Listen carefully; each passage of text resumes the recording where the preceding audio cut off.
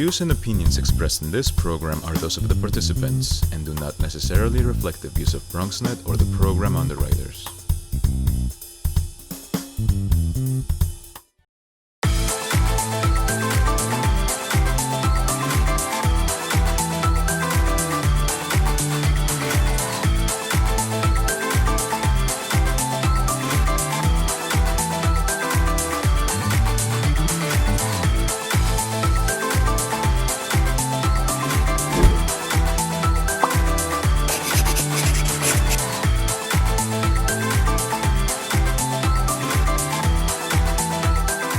Hello and welcome to Bellas Fashionistas Home Edition. I am your host, Larissa Bello.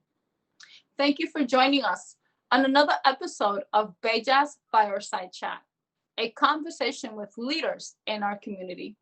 We trust that you and your loved ones are well and staying safe. COVID has left many businesses in the unknown, especially those local and minority-owned businesses who are disproportionately impacted in today's digital landscape. Joining us today is the manager of diversity and community training programs at Google, who will discuss the importance of having a strong online presence and shared resources to grow your business footprint digitally. It is a pleasure to welcome Latina and Peruana, Lucy Pinto. Lucy, thank you so much for joining us today. Thank you so much for having me. It's really an honor to be here with you and have the opportunity to speak to the audience about some of the resources available to them to help businesses get through these difficult times. Lucy, tell us more about yourself and what it is that you do. I was born in Lima, Peru, and I moved to the States when I was 8 years old. So very strong immigrant story. My family settled down in Georgia, and that's where I was raised. I went to University of Georgia, majored in business, and through a lot of resources that I myself took advantage of personally while I was in school, I was able to land an internship at Google, and this is summer of 2011. When I moved out to the Bay Area for the summer intern in people operations, which is HR. And you'll see that my trajectory has really taken me a little bit of everywhere, all within Google. But I've done a little bit of everything in the company, starting in HR, everything from compensation to contingent workforce to employee relations and investigations.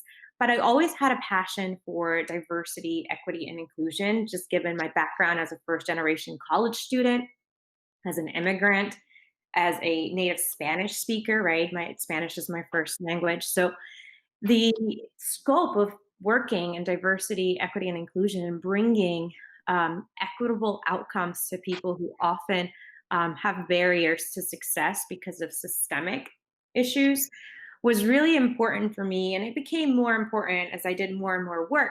So when I started at Google a few months in, I became involved with our employee resource group, which are affinity groups that aim to promote the advancement and the representation of certain communities. So we have ERGs like the Black Googler Network, we have ERGs like Women at Google, and we also have HOLA, which is the Hispanic Googler Network.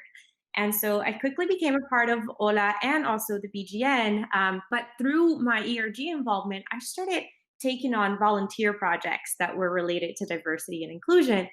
And these projects weren't just about recruiting, diverse candidates. They were interesting projects that dealt with how can Google be more inclusive with product development or with our programs? How can we make sure that our tools and services are reaching all audiences, because we want to make sure that we're building for everyone. And it was through a volunteer capacity really that I, emerged into the work, and I was like, this is amazing. I hope that I get the opportunity to do this full time. And sure enough, a few months later down the line, there was an opening on the team that was leading, all of this work full time. And I already knew everybody on the team. They knew me from my volunteer work. And I said, come on, it's a no-brainer. You have to take me. You know me, I know you. It's a perfect match. And so the team was familiar with my work, and I got the role.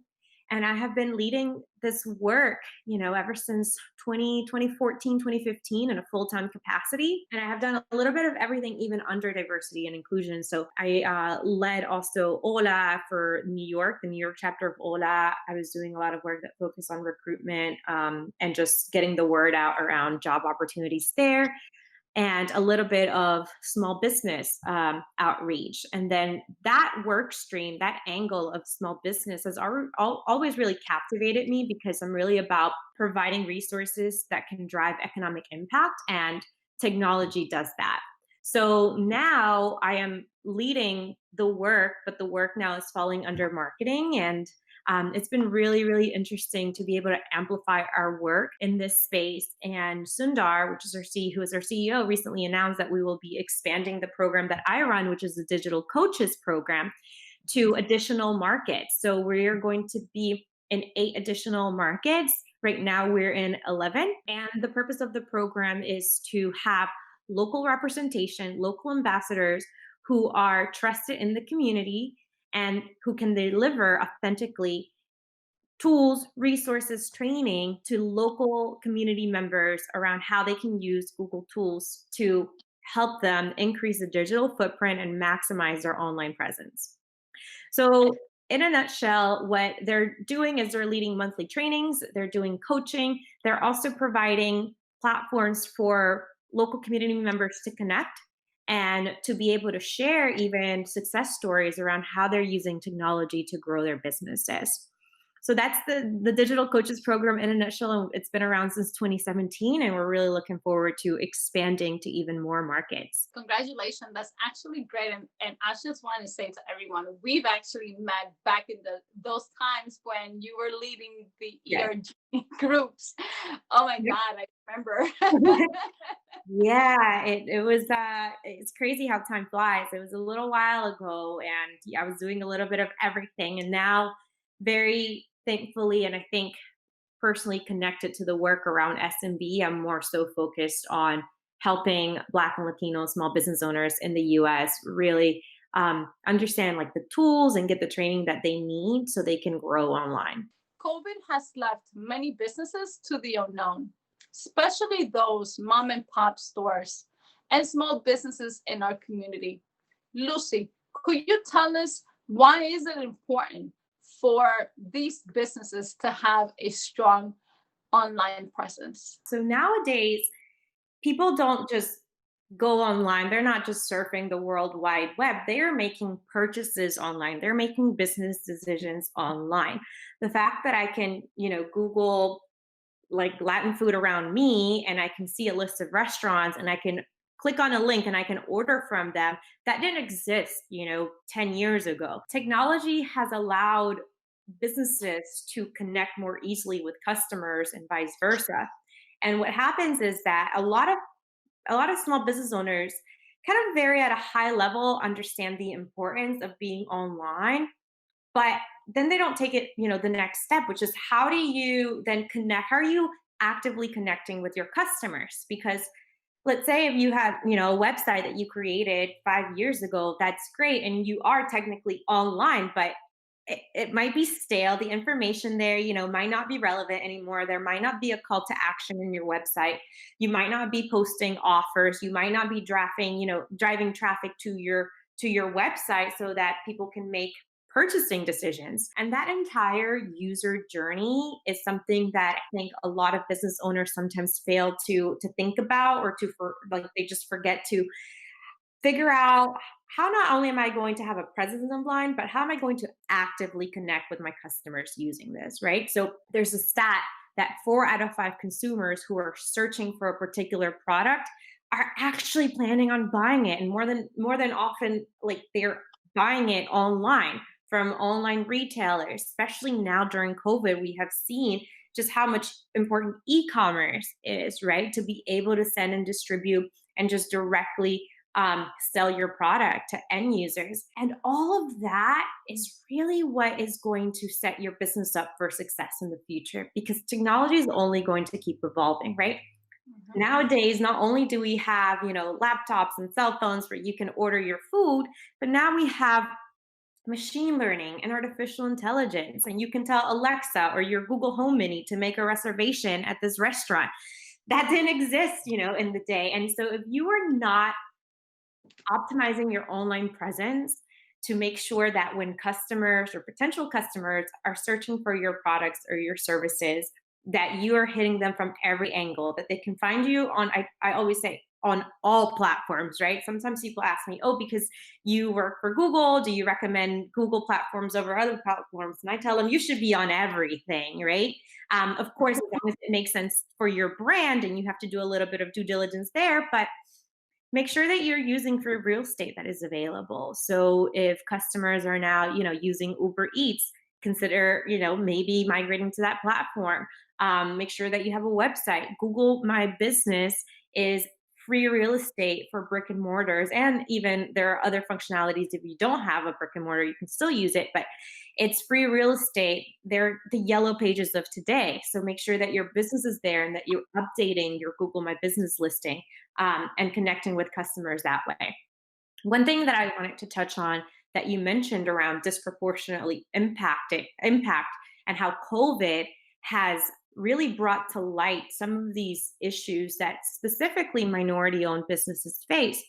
I don't know if you saw the McKinsey report on COVID's effect on minority owned small businesses in the US, but there were two main reasons that McKinsey stated as to why these businesses could be disproportionately impacted. One is the underlying issues that make it harder for them to run and scale. So we're talking about access to capital, right? And the barriers that there have been systemically to prevent communities of color to get, access to capital to run their small businesses. And then the second piece is that minority owned businesses tend to be in industries, or concentrated around industries that are the most vulnerable, that are the most immediately affected by the pandemic, right? So think of retail or food and like restaurant industries. We have a lot of our community members who are running businesses in these industries, and they were hit hard by COVID, right? Having to shut down. There are definitely ways to help make sure that you're setting your business up in a way that can make it sustainable, right? Through technology. And we have seen how COVID has shifted everything to virtual, has shifted everything to digital.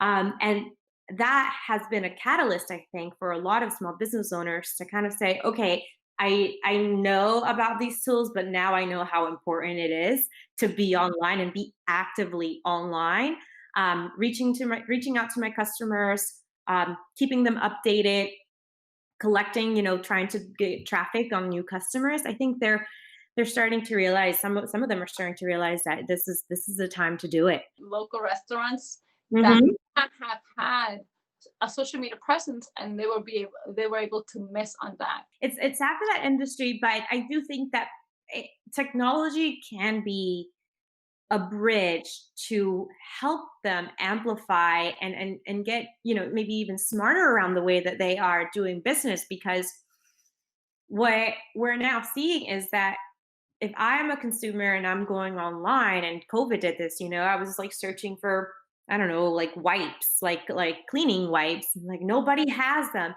But you see like the Targets of the world or the Costco's of the world, they have e-commerce enabled, so they can track and they can see, okay, I don't have any inventory in my warehouse, I don't have any inventory in the store.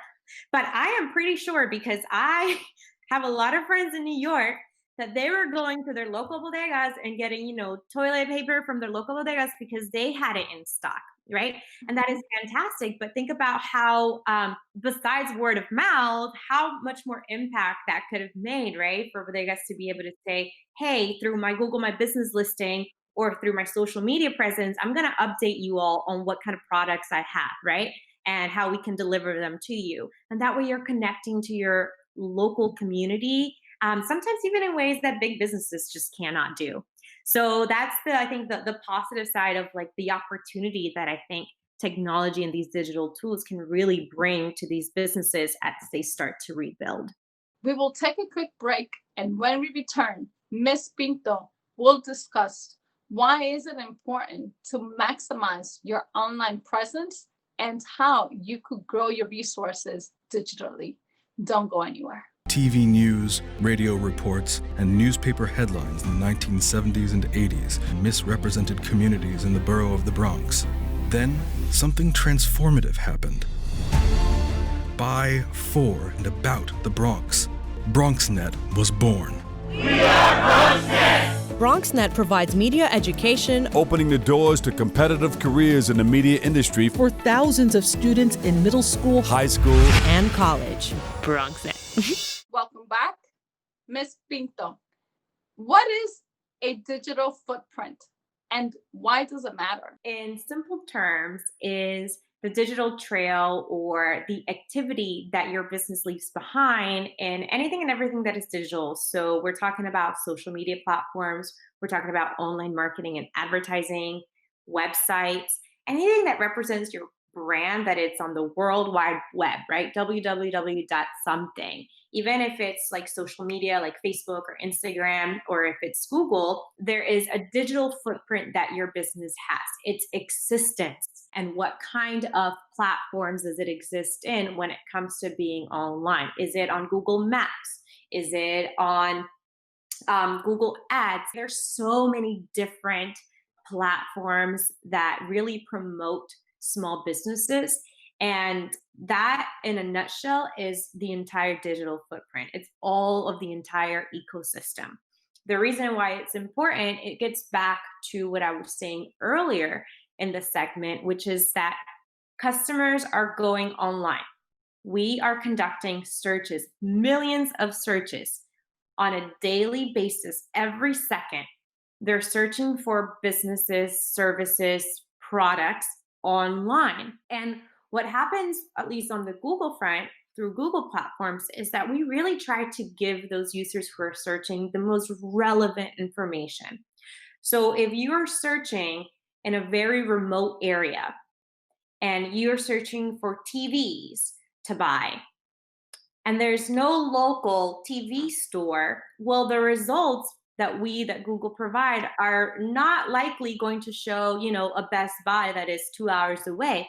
We're going to try to figure out what is the most relevant search result for this person. And if there's a local TV store and no other competition, then we're going to figure out a way to present that result to the end user, because that is the closest, most relevant result to them. So the way that this works is every user is searching online, whether it be through Google, whether it be through YouTube, whether it be through Amazon, right? And the digital footprint that you have, the more that you have, the higher that your chances are to showing up, right? So if, let's say, I'm speaking to you, Fadi, and you said, oh my gosh, there's this amazing bakery that I know in New Jersey around your way, Montclair, I don't remember the name of it, but I do remember that they have this amazing like red velvet cake.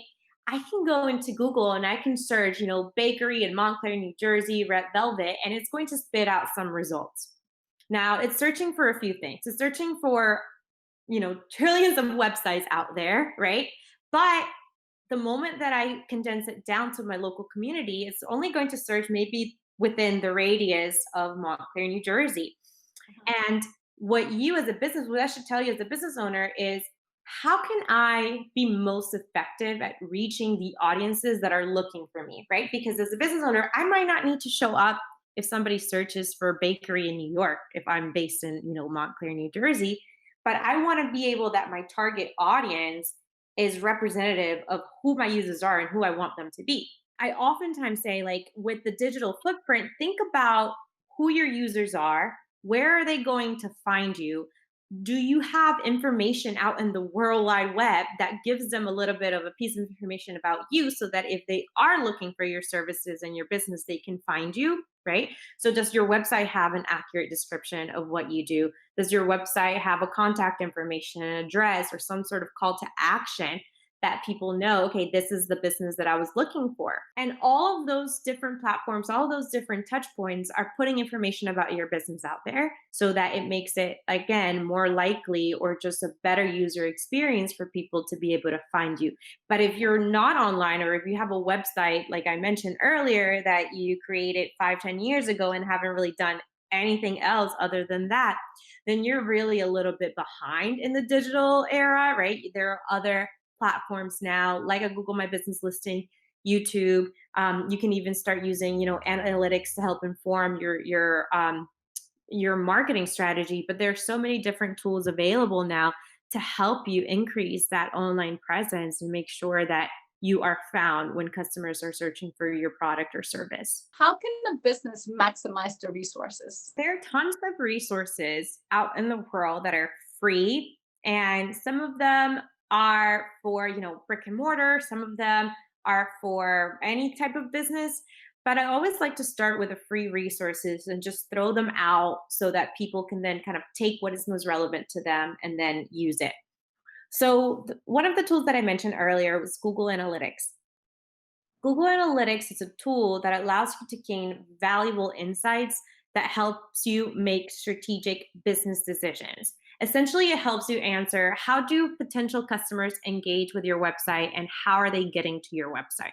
So Google Analytics, it's a free tool that you can link to your website and start tracking data around what keywords are people using to get to you? How are they finding you? Where are your users coming from, right? So if somebody lands on your website, are they coming from local? Are they coming from international markets? You can see that data. You can see how much time they're spending on each page of your website. You can see which page is most popular. So there's a lot of user insights, and that's important because for you to make a marketing plan or know where do you want to beef up investment, or where are some areas that you're under tapping that you could really maximize right now, it's important to have that data and make data driven decisions, right? Google Analytics can help you do that.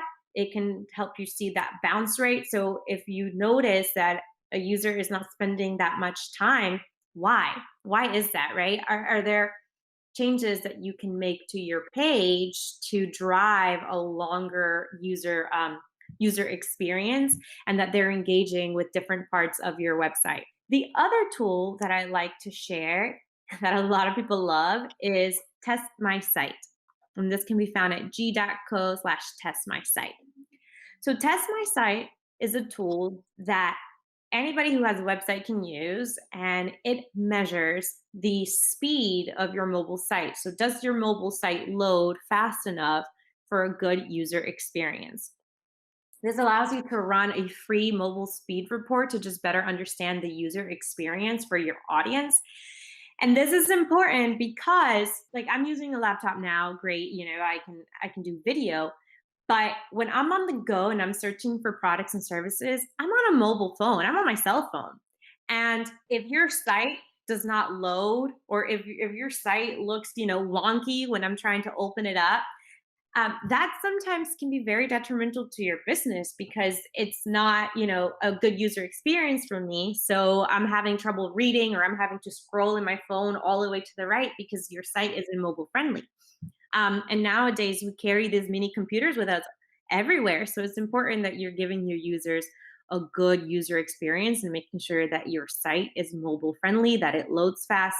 Also, one thing to note is that any photos that you're using, that you have the rights to use them, right? It's oftentimes something that I tell a lot of business owners because it can negatively affect you if you're not using photos that you have the rights to on your website. The other kind of analytical tool that I like to share, which is free, and Test My Site is also free, is Google Trends. So Google Trends is a tool that allows anybody, not just business owners, to discover the popular search terms used by a target audience. So if you ever wonder, like, I wonder if, I don't know, like Shakira is trending, I can go to Google Trends and I can type in Shakira and I can see how popular that keyword has been over time, how popular it's been, in the past 24 hours. What that helps do is, as a business owner, you can start testing different keywords and seeing, is there a demand If there's a demand for Spanish descriptions, right? Can I maybe have Spanish words on my site? So one example that I like to give, which I know I've mentioned to you before, Liddy, is that I have a friend whose mom started a tax prep business in Atlanta. And when she started, she was just helping a few people out, maybe had, a handful of clients, but she really wanted to boost her business. And my friend ended up helping her try to identify like what is key to her business, what is key to her offering, and how popular it is. So what was key to her business and to how she was running her tax prep services is that she provided Spanish support. So she was able to do somebody's taxes and meet with them and have the consultation happen in Spanish. And that was something that nobody was advertising or providing. And they went on Google Trends, they searched for certain keywords in Spanish, and they did indeed see that there was appetite, a demand of sort for these sort of services, right? Spanish tax preparation services. And they started marketing and advertising online, and her business grew to the point where she had to not only find physical space, but she had to hire, like, I think 4 additional employees to help with the demand, to help prepare taxes for their audience and their users. Now, that is a success story of really, one, doing the due diligence, right? Understanding what is core to your business, what is unique to your business that you can provide, what are the keywords, or digitally speaking, how can you maximize your presence using some of the analytical tools that I just shared, and making sure that you go back to your business strategy, and that when you're talking about business marketing, or when you're talking, you're creating your website, you're telling the users what kind of services you have, so that when somebody searches Spanish speaking services for, fill in the blank, they can find you. So that is a success story that I like to share, because it gets to the point on how business owners, entrepreneurs can leverage these tools, Google Trends, to understand what's trending, what's not. Another one, really quickly, is bloggers use a lot of Google Trends to see at what point in time do I need to start writing about this. So school supplies, right? School supplies is a term that actually starts peaking in July, and then there's another peak, but July is one that you're like, wait, I wonder why it's peaking in July. But if you are a small business owner who sells school supplies, then you might want to do some advertising or something around that. Or if you are a blogger and you're writing about that topic, then that gives you insight into maybe when you should start to talk about that, because that's when it starts to become a popular term. So that's Google Trends.